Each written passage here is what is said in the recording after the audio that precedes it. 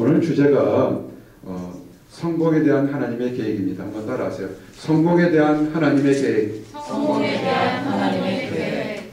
그래서 오늘 여러분들에 대한 하나님의 계획이 무엇인지를 한번 증거하기를 원합니다. 오늘 말씀을 통해서 주셨던 말씀입니다. 오늘 2010년 동안 여러분들이 원하는 그 계획들, 또 원하는 것들을 다 이루어지셨습니까? 학업이든 연구든 연주든 또는 사람 문제든 대인관계든 여러분의 모든 것들이 다 이루어졌습니까? 축하합니다. 여러분들이 그 이루어진 거 축하합니다. 근데 아직 혹시라도 이루어지지 않은 것 때문에 마음이 답답하고 초조한 사람들이 있습니까? 그런 사람들에게는 하나님의 깊은 위로가 있기를 원합니다. 그래서 사람들 중에는 연말이 되면 우울해하는 사람들이 있습니다. 한 해를 뒤돌아보면서 상대적으로 다른 사람보다 성공하지 못했다거나 다른 사람보다 이루지 못했다는 그런 생각 때문에 우울해하는 사람들이 있습니다. 또 이런 사람들 중에서는 우울해하지만 내년에는 나도 다른 사람들 보기에 아주 멋있게 성공할 거라는 그런 결단을 가지는 사람들도 있습니다. 여러분, 성공이 무엇입니까? 관점이 다른데요. 세상의 관점은 이런 겁니다. 성공이라는 것은 뭐냐면 마치 계단을 오르는 것처럼 한 걸음 한 걸음 올라가는 겁니다. 여러분의 목표가 있습니까? 뒤돌아보지 않고 한 걸음씩 한 걸음씩 올라가는 것, 그것이 성공할 수 있는 아주 좋은 전략입니다. 이렇게 위해서는 아주 열심히 일하면 됩니다. 그리고 앞만 보고 나가면 됩니다. 뒤돌아보지 말고 앞만 보고 나가면 됩니다. 더 높이 올라가면 됩니다. 때로는 이 승리의 계단, 성공의 계단을 올라가는 과정에서 여러분을 잡고 넘어뜨리고 방해하는 것이 있으면 잔인하게 차버리거나 물리치면 됩니다. 그리고 무엇이든지 여러분의 성공을 방해하는 것은 용납하지 않으면 됩니다. 그리고 때로는 함께 그 계단을 올라갔을 때 여러분들 뒤에 처지는 그 사람들을 보고 연민이나 불쌍함을 느끼면 안 됩니다. 그러면 같이 슬퍼집니다. 그냥 목표만을 놓고 달려가면 됩니다. 그러면 아마도 그 사람은 세상에서 원하는 그 성공하는 목적을 이룰 수도 있을 겁니다. 그런데 이와 같은 성공은 마치 정글 속에서 서로 처절하게 싸우는 그런 짐승들과 비슷합니다. 마치 도망갈 곳이 없는 링 안에서 오직 생존만을 위해 싸우는 그런 아주 처절한 싸움, 으르렁거리는 싸움처럼 볼 수가 있습니다. 아마 그 중에서도 이렇게 처절한 곳에서 승리하기를 원하는 사람들이 있을지 모르겠습니다. 근데 이렇게 성공하는 사람들에게 그들의 마음속에 꼭 한 가지 가지는 불문율이 있습니다. 그들은 뭐냐면 성공하기 위해서는 더 높게 올라가기 위한 것이고 결코 멈춰서는 안 된다고 스스로에게 그렇게 다짐합니다. 그런데 이렇게 성공하기 위해서 생각하는 사람들에게 그들이 그 성공이라는 달콤함과 성공이라는 활력 속에서 잊어먹고 있는 단 두 가지가 있습니다. 생각하고 싶지 않은 두 가지가 있습니다. 그것이 뭐냐면 그 함정이 있는데요. 첫 번째 함정은 그 성공이란 너머에 무엇이 있는지 생각하는 것을 원치 않습니다. 사랑하는 성도 여러분, 세상에 진리가 뭐냐면 오르막이 있으면 내리막이 있습니다. 근데 이 성공만을 원하는 사람은 그 오르막 정상까지 이루고 난 다음에 그 이후에는 무엇이 있을지를 생각하기를 원치 않습니다. 그런 것을 생각하는 사람들은 패배자의 변명이라고만 생각합니다. 두 번째 함정이 무엇인 줄 아십니까? 성공은 사람의 인생에서 가장 만족할 만한 행복을 줄 거라는 그런 환상을 가지고 있습니다. 열심히 일하면 행복할 거라고 봅니다. 밤을 새워 일합니다.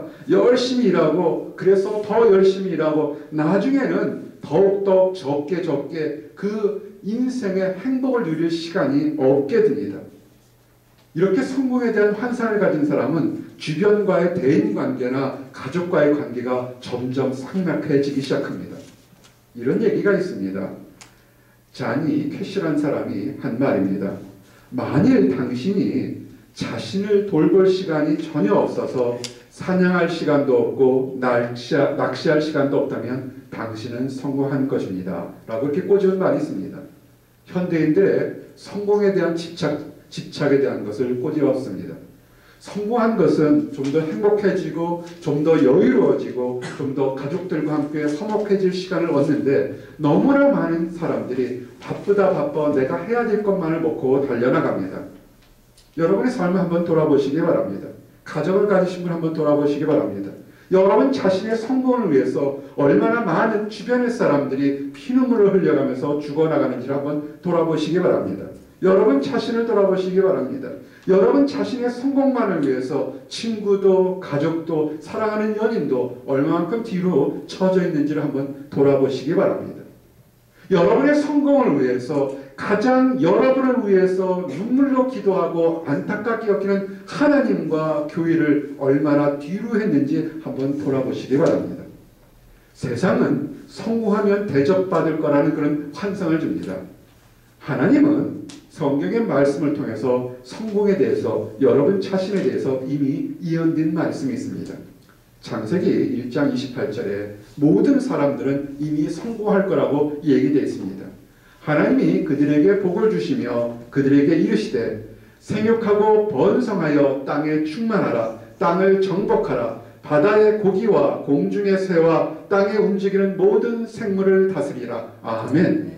하나님의 뜻은 여러분이 이미 성공해서 다른 더 행복하게 살 것을 얘기하시는 것이 하나님의 뜻입니다. 아멘. 단지 여러분들이 속고 모르고 있었던 겁니다. 그러면 하나님도 현대인들이 생각하는 방식으로 성공을 생각하고 있을까요? 그렇게 생각하고 계실까요? 아닙니다. 하나님이 보시는 성공은 세상 사람들이 보는 관점 또는 여러분이 일부에 바라보는 관점과는 많이 다릅니다. 오늘 주신 말씀 베드로전서 5장 말씀을 통해서 성공에 대한 네 가지에 대한 그 방향이 다르기를 원합니다. 그래서 혹시라도 이 연말에 나는 우울해요가 아니라 이것이 하나님의 방법을 통해서 나는 행복합니다. 나는 소망이 있습니다로 바뀌는 그런 삶을 살기를 원합니다. 아멘. 한번 따라하세요. 순복. 순복. 순복. 순복. 첫 번째 여러분이 성공하려면 하나님 말씀을 기꺼이 받아들이시기 바랍니다. 여러분이 2010년 동안 여러분이 원하는 기도 제목이나 사람과의 관계 문제나 많은 문제에서 실패했다면 그것은 단 한 가지 이유입니다. 첫 번째 단추가 잘못 끼워져 있습니다. 뭐냐면 하나님이 여러분에게 주신 말씀을 여러분이 순종하지 않았기 때문에 그렇습니다. 하나님은 세상에서 우리들에게 성도들에게 성공하는 사람들에게 순복하라고 합니다. 한 예를 들겠습니다. 오늘 주셨던 말씀 베드로전서 5장 5절 말씀 이렇게 되어 있습니다. 젊은 자들아 이와 같이 장로에게 순복하고 다 서로 겸손으로 허리를 동이라. 아멘. 이 성경에 나오는 장로는 목자, 목회자 또는 하나님 말씀을 증거하는 사람, 하나님 말씀을 선포하는 사람 이런 식으로 이해하시면 되겠습니다. 하나님 말씀을 선포하는 사람들에게 젊은 사람들, 능력 있는 사람들이 겸손하게 그 말씀을 들으라는 겁니다. 현대인들을 사는 청년들의 가장 문제가 뭐냐면 앞서 사온 사람들을 아주 무시하는 경향이 있습니다. 그들은 이미 올드 세대고 그들은 더 능력이 없다고 생각합니다. 우스갯소리가 하나 있습니다. 피라미드에 수천 년 전에 만든 피라미드에 이렇게 낙서가 하나 있었답니다. 수없이 많은 중요한 역사적인 사건도 있지만 아주 그 상형 문자 쓰인 낙서가 뭐냐면 요새 젊은 것들은 버릇이 없어 라고 쓰는 그런 낙서가 있답니다. 아마 젊으면 옛날 것 또는 나이 든 사람의 잔소리가 싫을지도 모르겠습니다. 물론 늙었다고 다 올바른 얘기만 한다고는 도전할 수는 없습니다. 근데 변하지 않고 정말 정직하고 올바른 하나님의 말씀에 대해서는 한번 귀를 여시기 바랍니다. 오늘 성경에서 우리 주신 말씀 순복이라는 건 뭐냐면 허리를 동이고 앞치마를 두르고 집에서 식사를 도우는 그런 하인들의 모습처럼 자발적으로 섬기라는 겁니다. 이렇게 하신 분이 있습니다. 아주 위대하시고 완벽하시고 놀라운 지혜를 가셨던 예수님이 그렇게 하셨습니다. 예수님께서 마지막 제자들과 만찬할 때 어떻게 했습니까? 가장 위대하시고 능력이시고 높으신 그분이 앞치마를 두르고 제자들을 위해서 들여 섬기는 모습을 보였습니다. 왜 그랬습니까? 하나님 말씀에 순종할 겁니다. 우리 청년들을 보게 되면 더 많이 배우고 더 똑똑하고 더 아름답고 더 능력있고 더 사랑이 많은 사람일수록 더 이 식사나 다른 성가대나 다른 예배 모임에 더 열심히 나타나는 것을 보게 됩니다. 많이 배울수록 하나님 안에서 사랑받을수록 다른 사람이 하지 않는 것을 하는 것을 보고서 아하, 우리가 깨닫는 것이 있습니다. 순복, 자발적으로 남이 시켜서 하는 것이나 즐겁게 순종하는 사람은 그 사람은 자기도 모르게 그 겸손한 모습이 인생의 성공으로 바꾼다는 것을 아시기 바랍니다. 아멘. 인생의 성공을 위해서는 여러분의 능력과 젊음과 패기도 좋고, 그렇지만 또한 인생의 성공을 위해서는 풍부한 경험이 있는 사람, 그 경험도 함께 인정하시기 바랍니다. 이 풍부한 경험, 인생의 경험, 신의 경험을 인정한다는 것이 아주 작은 것 같지만 큰 차이가 있습니다. 혹시라도 청년들 중에서 아르바이트 하느라고 또는 집안일을 도와주느라고 또는 담장에 벽돌을 쌓아보신 적 있습니까? 아마 군대에서 벽돌 쌓아봤을지도 모르겠습니다. 벽돌 쌓는 거요, 그거 정말로 어려운 기술 아닙니다. 초등학교 1학년만 돼도 쌓을 수 있습니다. 무게 올려놓고 쌓아놓고 탑 쌓듯이 쌓아놓을 수 있는 겁니다. 근데 이것이 여러분들이 일반 사람들이 벽돌을 사는 것과 큰 건축을 짓는 사람들, 큰 훈련을 받은 사람이 벽돌을 쌓는 것은 차이가 있습니다. 혼자서 벽돌을 쌓으면 열심히 막 쌓게 됩니다. 근데 성질이 급한 사람들은 남들이 쉴 때도 벽돌을 쌓아서 정말 담이 확 하고 높게 올라가는 것이 있습니다. 근데 제대로 된 오래된 경험을 받은 사람들 보면 어떻게 하냐면 벽돌을 한 줄 쌓아놓고 줄을 댑니다. 비뚤어졌나 맞았나 똑바로 수직이 맞나를 세워놓은 다음에 또 벽돌을 쌓기 시작합니다. 굉장히 느린 길이고 굉장히 답답한 길일지 모르겠습니다. 그런데요, 이 작은 경험이 나중에 벽돌이 어느 정도 높아지면 그냥 날림으로 쌓은 벽돌은 한순간에 무너집니다.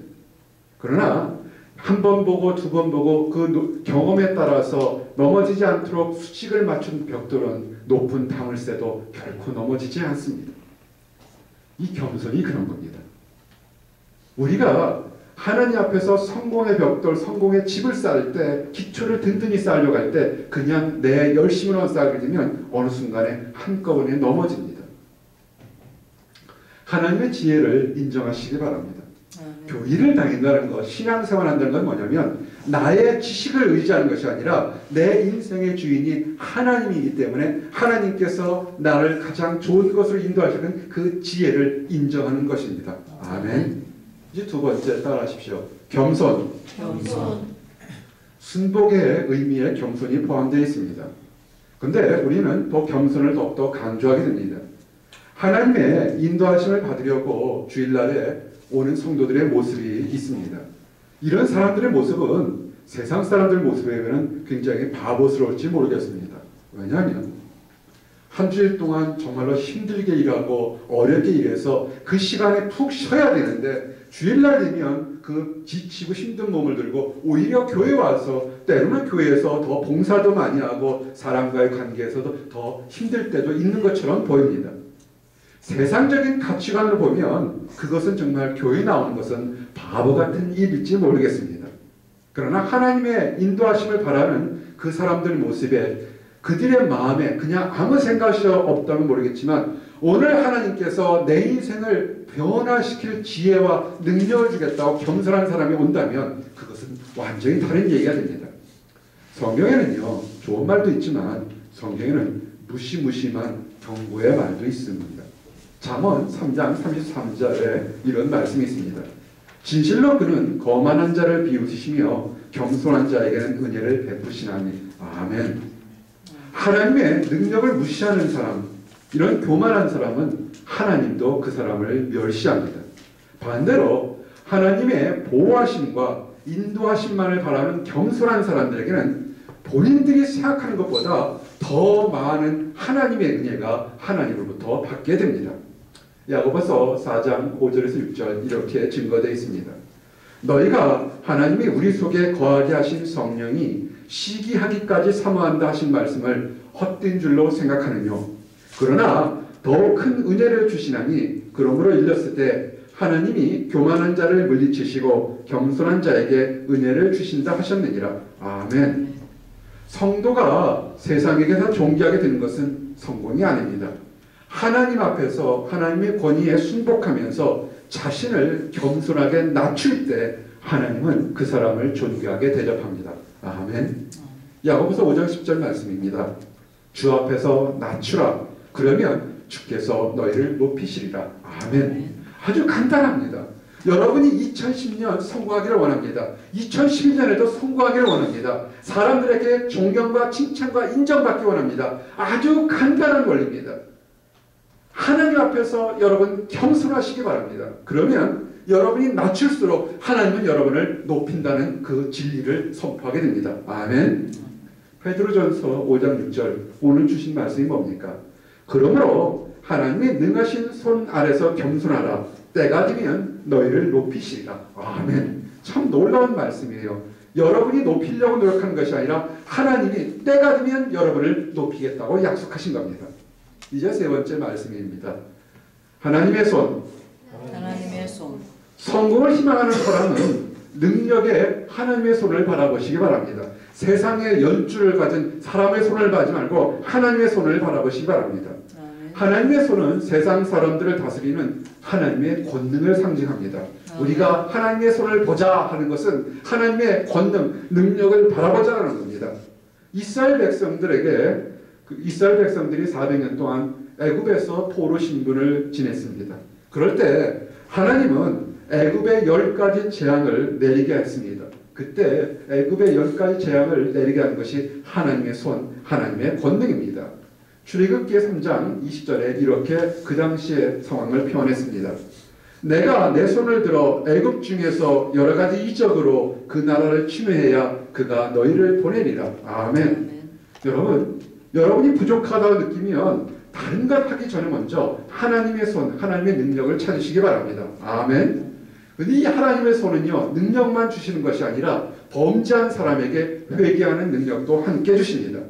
하나님의 손에 붙잡힌 성도는 죄 가운데 있을 때 회개하는 능력도 함께 일어나게 됩니다.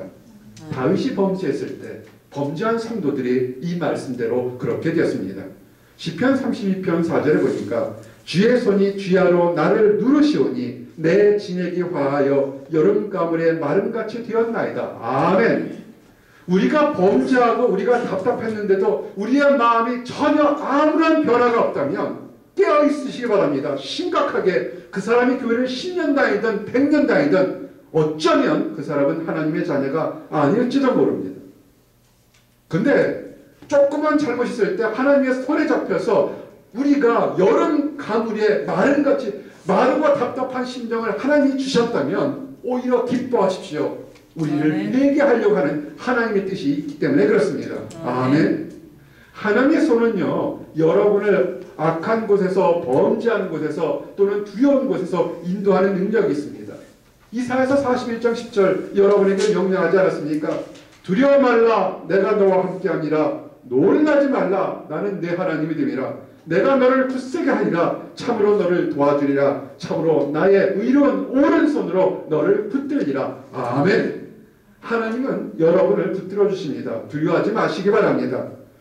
이렇게 하나님의 능력을 의심하지 않고 믿는 사람에게는 축복이 있습니다. 그러나 오랫동안 교회 생활하고 신앙 생활하고 예수님을 봐도 의심했던 사람이 있습니다. 누굽니까? 도마입니다.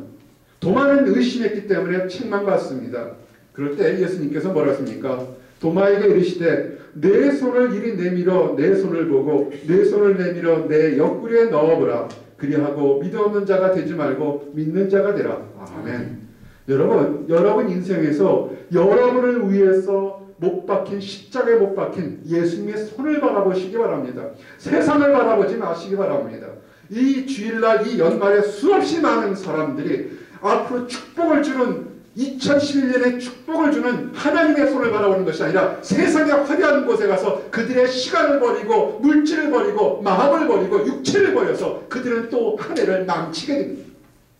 그러지 마시기 바랍니다. 연말에 기도하면서 여러분을 향한 하나님의 손을 바라보시기 바랍니다. 아멘. 우리가 하나님을 보지 못했지만 하나님은 늘 약속했습니다. 너는 나를 본고로 믿느냐? 보지 못하고 믿는 자들이 복되도다. 아멘. 이제 마지막으로 네 번째입니다. 한번 따라합시다. 하나님께 맡김. 무엇을 얻거나 성공하였다 할지라도 그것이 얻었고 이뤘다는 사람 마음에 불안과 초조함이 원망이 가득 있다면 그 사람은 성공한 사람이 아닙니다. 한번 주위를 돌아보시기 바랍니다. 나는 성공했어요, 올 한 해 이루었어요 하는 사람의 얼굴 속에서 불안함과 교만함과 다른 사람의 원망이 가득 찼다면 그 사람은 성공한 것이 아닙니다. 그것은 오히려 실패한 것입니다. 세상 사람들 보기에 가진 것이 없고 이룬 것이 없다 할지라도 오히려 그 얼굴에서 평안한 마음, 다른 연약한 자를 위해서 도와주려는 마음, 따뜻한 마음이 있다면 그 사람은 성공한 사람입니다. 그런 사람은 현재의 문제를 바라보지 않고 모든 이 문제와 미래의 문제까지도 하나님을 바라봅니다. 오늘 주셨던 말씀이 뭡니까? 너의 염려를 다 주께 맡겨버리라. 이는 저가 너희를 권고하시니라. 아멘. 이 한국말 성경 말고요, 영어 성경 보게 되면 너의 염려를 다 주께 맡겨버리라 뭐냐면 캐스팅이라는 말을 썼습니다. 완전히 집어 던져버리라고 이렇게 되어 있습니다. 여러분의 고민이 뭡니까? 내년에 2011년에 여러분 각자의 고민이 있을 겁니다. 밤을 새워 고민해 보십시오. 절대로 그 문제가 해결되지 않습니다. 차라리 밤을 새우기 전에 찬양하고 기도하고 편하게 자십시오. 그러면 눈을 떴을 때 그 문제가 해결되는 놀라운 기적을 체험할 것입니다. 아멘. 맡겨버리라는 것은 그것을 던져버리는 겁니다. 여러분이 가지고 있는 것, 성도들이 가지고 있는 염려, 불안, 초조를 하나님께 맡겨버리십시오. 던져버리고 가라는 뜻입니다.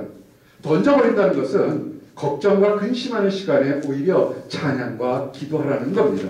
그러면 하나님께서 여러분을 도와주십니다. 시편 55편 22절에도 동일한 말씀으로 우리에게 위로가 됐습니다. 내 짐을 여호와께 맡겨버리라. 너를 붙드시고 의인의 요동함을 영영히 허락지 아니하시리로다. 아멘. 이제 말씀을 정리합니다. 한 해가 동안 2010년 동안 이루지 못했다면 지금이 기회입니다. 지금부터 여러분의 문제를 하나님께 던져버리고 축복대로 나가시기 바랍니다. 2010년 하나님 안에서 승리했습니까? 잘하셨습니다. 그러면 더욱더 하나님만을 보시기 바랍니다. 하나님이 원하시는 성공의 방정식이 있습니다. 이것은 뭐냐면 순종 더하기 겸손입니다. 순종에 더 겸손을 더하시기 바랍니다. 그리고 여러분을 둘러싼 그 염려를 빼시기 바랍니다. 그러면 성공합니다. 그것이 바로 행복입니다. 사랑하는 성도 여러분, 이제 한 주도 남지 않은 2010년에 여러분이 얻고자 하는 성공, 행복이 무엇입니까? 이것은 하나님의 능력을 인정하고 순복할 때, 그리고 겸손히 행할 때 여러분이 얻을 수 있습니다. 때로는 여러분이 힘들고 어려울 때 하나님의 손만을 바라보시기 바랍니다. 여러분을 사랑하셔서 십자가에 못 박혀 죽으셨던 예수 그리스도의 손을 바라보시기 바랍니다. 그래서 여러분을 올바른 것으로 인도하시는 하나님의 손을 바라보시기 바랍니다. 고민이 있으십니까? 고민하지 마시기 바랍니다. 고민할 시간에 오히려 찬양과 기도하시기 바랍니다. 염려를 하나님께 다 맡겨버리시기 바랍니다. 아멘. 그래서 다가오는 2011년에 여러분의 모든 삶이 평안과 행복과 승리하는 삶이 되기를 원합니다. 기도하시겠습니다. 하나님 감사합니다. 아버지, 온전히 하나님 말씀을 바라보기 원합니다. 하나님 안에서 순복하기를 원합니다. 겸손하기를 원합니다.